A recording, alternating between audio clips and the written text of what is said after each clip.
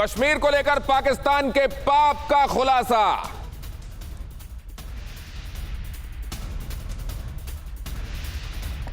ISI Kashmir में रच रही है बहुत बड़ी साजिश। पाकिस्तान के इशारे पर 200 आतंकी घुसपैठ को तैयार। 200 आतंकियों को आईएसआई के निर्देश का इंतजार।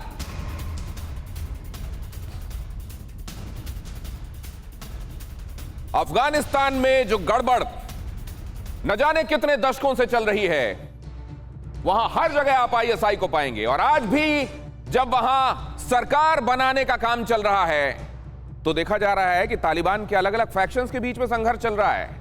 बरादर गुट और हक्कानी गुट, इनके बीच में गोलियां चल गई तो समझाने कौन पहुंचा? आईएसआई। अब रही सही कसर भी पूरी हो जाएगी। पाकिस्तान का पैंतरा, 100 घंटों का चेहरा। 100 घंटों में पाकिस्तान ने, और पाकिस्तान क्या कहता है? हम दखल नहीं देते। कितनी और किस कदर किस शिद्दत की दखल है, जरा वो देखिए। 7 सितंबर 2021 से शुरू करते हैं। मुल्ला हसन नखुंद को पीएम बनाने के लिए लॉबिंग आज की, क्योंकि यह कहा जा रहा है कि एक बहुत ही लाइट वेट लीडर है जिसका उतना कोई नीचे स्वीकार्यता भी नहीं है, लेकिन उसको कुर्सी पे इंस्टॉल इसलिए करना है क्योंकि कमजोर रहेगा तो पाकिस्तान का कहना मानेगा। 6 सितंबर 2021 आईएसआई चीफ फैज हमीद मुल्ला बरादर से मुलाकात करने पहुंचे। और यह मुलाकात क्यों हुई? क्योंकि मुल्ला बरादर और हक्कानी के बीच में मनमुटाव, गोलियां तक चल गईं। वहां पर चीजें ठीक करने, और ठीक जब आईएसआई कर रहा होता है तो कितना ठीक होता है वो आप जानते हैं। 6 सितंबर 2021 पंजशीर में पाकिस्तानी वायुसेना ने बम बरसाए, ड्रोन से बम बरसाए गए। और वहां अहमद शाह मसूद की अगुवाई में जो नॉर्दर्न अलायंस लड़ रहा था उसको किस तरीके से निपटाया जाए, यह पाकिस्तान ने इंश्योर किया आईएसआई के जरिए। 6 सितंबर 2021 पंजशीर में अमरुल्लाह सालेह के घर पर पाकिस्तानी बमबारी हुई, यह भी आईएसआई ने इंश्योर किया। 4 सितंबर 2021 ब्रिटिश विदेश सचिव से डोमिनिक राब मिलकर जनरल बाजवा ने कहा तालिबान की भरपूर मदद करेगा पाकिस्तान।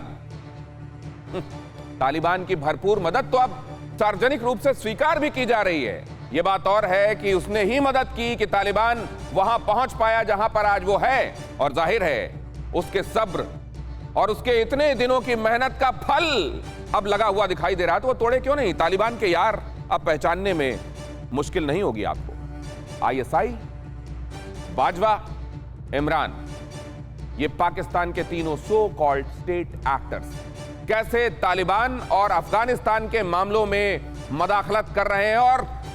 और तालिबान सिर्फ इतना कह पा रहा है कि हम अपने मामलों में दखल बर्दाश्त नहीं करेंगे। अब जरा देखिए, हथियार, बम बारूद मुहैया कराए गए, इसी की बदौलत वो आज तख्तो ताज तक पहुंचा है। लड़ाकों को ट्रेनिंग दी गई। आप जानते हैं कि वहां क्वेटा, शूरा और इस तरीके की तमाम शूरे वहीं से चलते हैं। कहां पर ट्रेनिंग मिली, कहां पर अगर वो जख्मी होते थे तो वहां कहां उनको किन पेशावर और कराची के अस्पतालों में इलाज मिलता था, किसी से छिपा हुआ नहीं है। कारोबारी मदद दिलाई गई। कारोबार कौन से चलते हैं? स्मगलिंग के चलते हैं, वसूली के रैकेट्स चलते हैं, एक्सटॉर्शंस के, और वो चलते रहे, पैसा पहुंचता रहे उन तक। ये पाकिस्तान ने, आईएसआई ने इंश्योर किया। लड़ाकों को पनाह दी गई, पासपोर्ट दिए गए। आपको यह भी पता होना चाहिए कि मुल्ला बरादर जब चीन गया वांग यी से मुलाकात के लिए तो जो पासपोर्ट था वो पाकिस्तान का था। अब इसके बाद क्या रह जाता है? इसके बाद क्या रह जाता है दुनिया को यह बताने के लिए कि असल में तालिबान एक चेहरा है, स्ट्रिंग्स कौन पुल कर रहा है, और पूरी दुनिया में जहां भी गड़बड़ दिखाई दे रही है असल में उसकी जड़ें आपको कहां मिलती हैं। जनरल बाजवा पाक आर्मी चीफ 4 सितंबर 2021 तालिबानी सरकार के गठन में मदद करेंगे। मदद, जिसको ये मदद कर रहे हैं असल में वो मदाखलत है। अपना आदमी वहां अपॉइंट करना चाहते हैं इंपॉर्टेंट चेयर पे। 30 अगस्त 2021 मोईद यूसुफ एनएसए हैं पाकिस्तान के, कहते हैं तालिबान को मान्यता दो नहीं तो 9/11 जैसा हमला होगा। तालिबान को मान्यता दो। और तालिबान में कौन बैठेगा? जिसको हम चाहेंगे कुर्सी पर। तो असल में मान्यता किसको दो? हमको दो। 16 अगस्त 2021 अफगानियों ने गुलामी की जंजीरों को तोड़ दिया।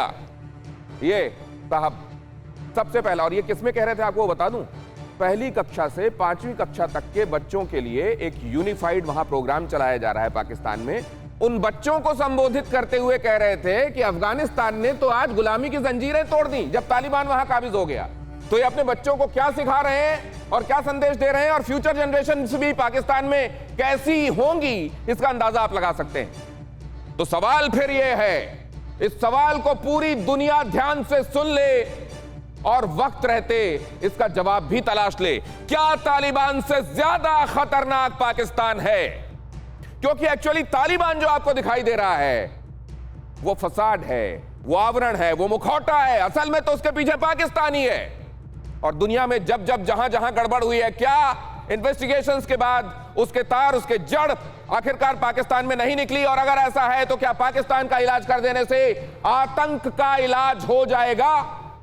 क्या पूरी दुनिया में आतंक के लिए पाकिस्तान जिम्मेदार है? आखिर क्यों दुनिया में किसी भी कोने में कोई आतंकी हमला हो तो उसका कनेक्शन पाकिस्तान से जरूर पाया जाता है? और क्या कश्मीर के लिए ही तालिबान से पाकिस्तान ने यारी की है? यह भी एक बहुत बड़ा सवाल है। परवाह देश की, सोमवार से शुक्रवार रात 10 बजे TV9 भारतवर्ष पर।